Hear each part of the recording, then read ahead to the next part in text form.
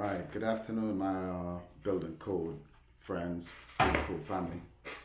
Um, my name is Sean Simon. I'm a building code administrator, building code inspector, and uh, plans examiner in the state of Florida. I'm also a private provider inspector.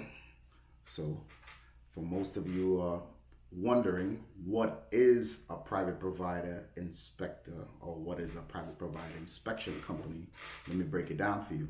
I think somewhere around in 1992, the government of Florida, the state of Florida, passed a law, um, Florida Statute 553.791, which enabled private companies qualified by an architect, engineer, or a building code administrator would be able to do inspections and plan reviews in lieu of the city. So a private entity or a private builder or a homeowner or a developer or a contractor would be able to hire someone like me or with a company like mine's to do inspections and plan reviews in lieu of the city. Right? So I know this is fairly new. I'm not sure where you guys are looking in from, but in the state of Florida, I know we're able to do it here. It's the Florida statute. I'm not sure if any other states allow it or what's the criteria to do it. What it is the the city, whatever jurisdiction. So Florida is really unique where in Florida we have about 139 cities, and every city has its own government, its own building department, own public services and everything else. So each city is pretty much run by its own government and has its own budget and what have you. So each city, depending on what city you're in, if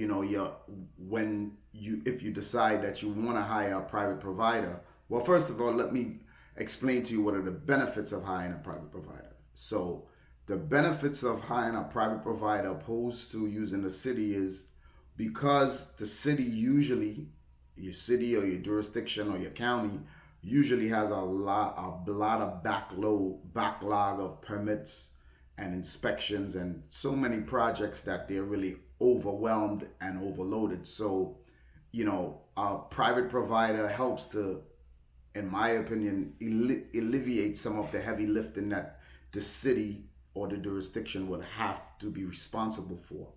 So what happens in a scenario like that is, with hiring a private provider, we're able to deliver plans much faster. Like with my company, I can't speak for a lot of companies, but as far as for my company, I am able to deliver plans. If the city takes 30 days, I'm able to deliver plans back to you with comments or approvals in under 10 business days, right? The other advantage would be, inspection wise, I might be able to get you 4 trade inspections per day. Let's say you got a wall you got to close up.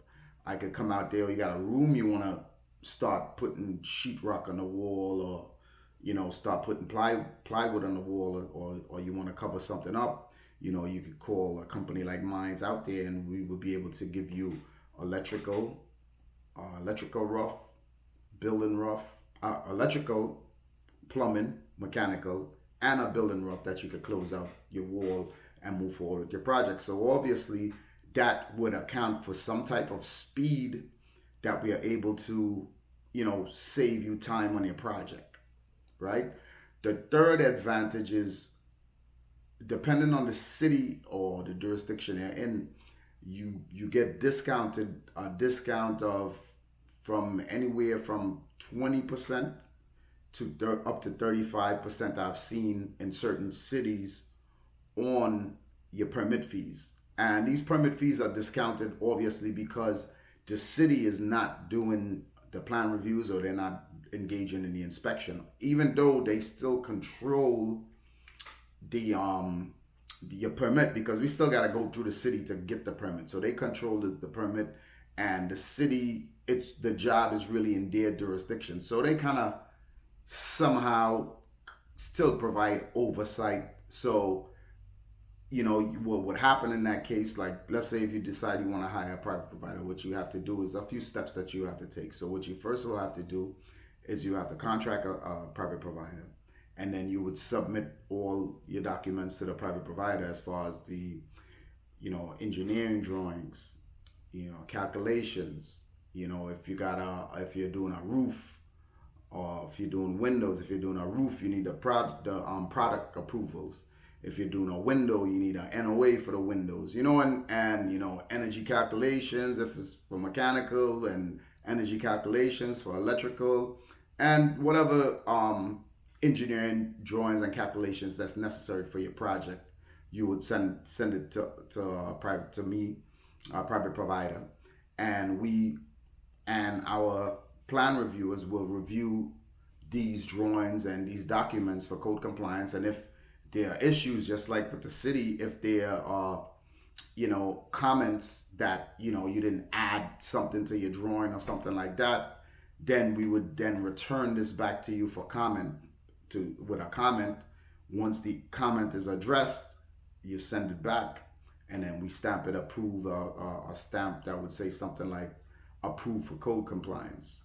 Then along with the approved drawings, and for the most part, a lot of cities, they have different requirements of the paperwork that's necessary. But one of the most common paperwork they want is a notice to building official, letting the building official know that you elect to use a private provider on your project. Now, this for all the people that's interested in using private provider, all this information is on the STATUA 553.791. I'll put it up on the screen for you guys to see it, to do some research on it if you want to, and if you want some more information about a private provider. Let me just roll back a little bit. As far as the submission goes, right? So you have to notice the building official, and each city has a list of requirements that they would want from the private provider. So they would want like my insurances, my license, a list of my employees, and things of that nature. Some things I got to sign and submit everything with that package, with the drawings and with the plans compliance affidavits stating that we have reviewed these plans, and to give an affidavit saying that it has been reviewed for code compliance, and then we send it in. Now, what happens a lot of times when you send it into a city, so again, Florida is so complex, and we got so many different jurisdictions, and every jurisdiction has different zoning rules and different ordinances, that if you do something in one city, that don't necessarily mean you could submit it the exact same way in another city, and it'll be, it might have an issue because it doesn't fit that ordinance that this city has, so those are just some of the nuances that we have to deal with. But it's not things that we can't get through. It's just a matter of they require one thing more here, or they require something less here. It's basically, a lot of times it's just some paperwork that they require, or they need some calculations, or they just need something more, I would say an extra layer of security for whatever it is that's happening in their city, and these are important too, because you got to understand that, again, because Florida is so dynamic. We got cities that's right off of the beach. We got cities that's near a canal. We got cities that's, in a wind zone, in a flood zone, so many different things. You got cities where, people got ranches, so it's so many different things. So that's why every city and every town might have different ordinances because of, what's in that city.